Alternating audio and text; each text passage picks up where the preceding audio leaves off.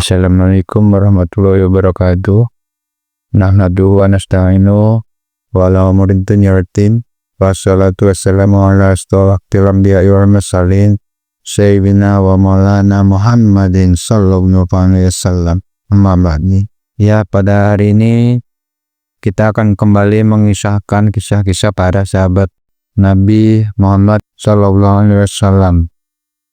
Pada hari ini kita akan membahas tentang kisah Islamnya Sayyidina Suhaib radhiyallahu anhu.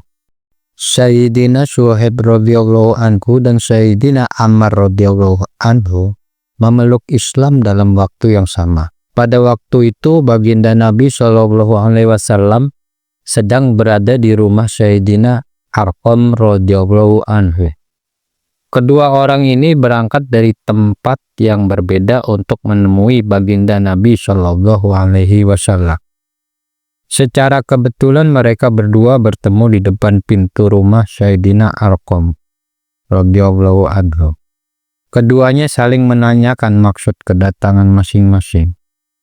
Ternyata maksud kedatangan mereka berdua sama, yakni untuk memeluk Islam dan berusaha mengambil keberkahan dari baginda Nabi Shallallahu alaihi wasallam. Sayyidina Suhaib radhiyallahu anhu pun masuk Islam. Setelah ia masuk Islam, ia juga mengalami penderitaan seperti kaum muslimin yang jumlahnya masih sangat sedikit dan lemah. Ia disakiti dengan berbagai macam cara. Akhirnya karena tidak tahan menanggung penderitaan itu, ia berniat untuk hijrah. Namun kaum kafir Quraisy sangat tidak suka bila orang-orang Islam pergi ke tempat lain dan hidup dengan kunak. Apabila orang-orang kafir itu mendengar ada orang Islam yang akan berhijrah, mereka akan berusaha menghalang-halanginya. Orang-orang kafir Quraisy pun mengirim serombongan orang untuk mengejar dan menangkap Sayyidina Suhaib radhiyallahu anhu. Sayyidina Suhaib radhiyallahu anhu membawa satu wadah yang penuh dengan anak panah. Ia berseru kepada kaum Quraisy, "Dengarkanlah, kalian tahu aku pemanah yang paling mahir di antara kalian.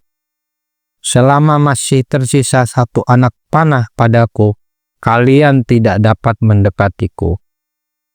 Jika anak-anak panah ini habis, akan kugunakan pedangku untuk melawan kalian, sehingga pedang ini terlepas dari tanganku. Setelah itu berbuatlah semampumu. Tetapi jika kalian mau, sebagai ganti nyawaku, kalian akan kuberitahu tempat hartaku di Mekah, dan aku akan berikan kepada kalian kedua budak perempuanku. Ambillah semuanya." Kaum kafir menyetujui usul tersebut. Sayyidina Suhaib radhiyallahu anhu menyerahkan hartanya, kemudian melepaskan diri. Terhadap kejadian ini, maka turunlah ayat Al-Quran yang berbunyi, "Wa minan nasi man yashri nafsahu ibtigha'a mardatillah wallahu ra'ufum bil ibad." Yang artinya, dan di antara manusia ada yang menjual dirinya demi mencari ridho Allah, dan Allah sangat penyayang kepada hamba-hambanya. Quran Surat Al-Baqarah ayat 207. Ketika itu baginda Nabi Shallallahu alaihi wasallam sedang berada di Quba. Saat melihat kedatangan Sayyidina Suhaib radhiyallahu anhu, beliau berkata, "Sangat beruntung perniagaanmu, wahai Suhaib."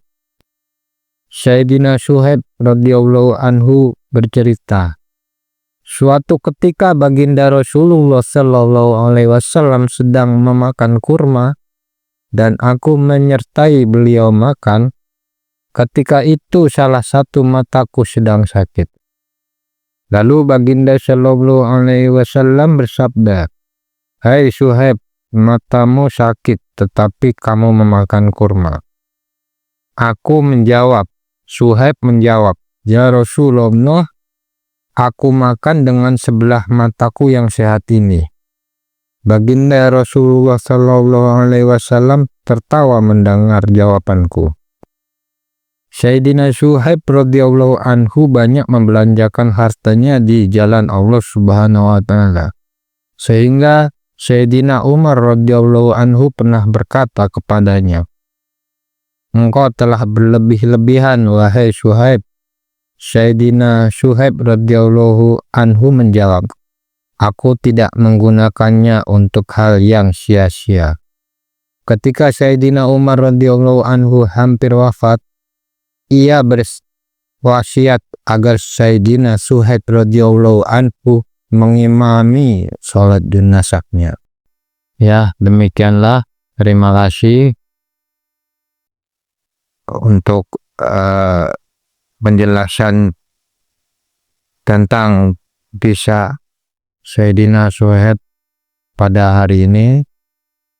Semoga menjadi pelajaran yang bermanfaat bagi kita di kehidupan sehari-hari.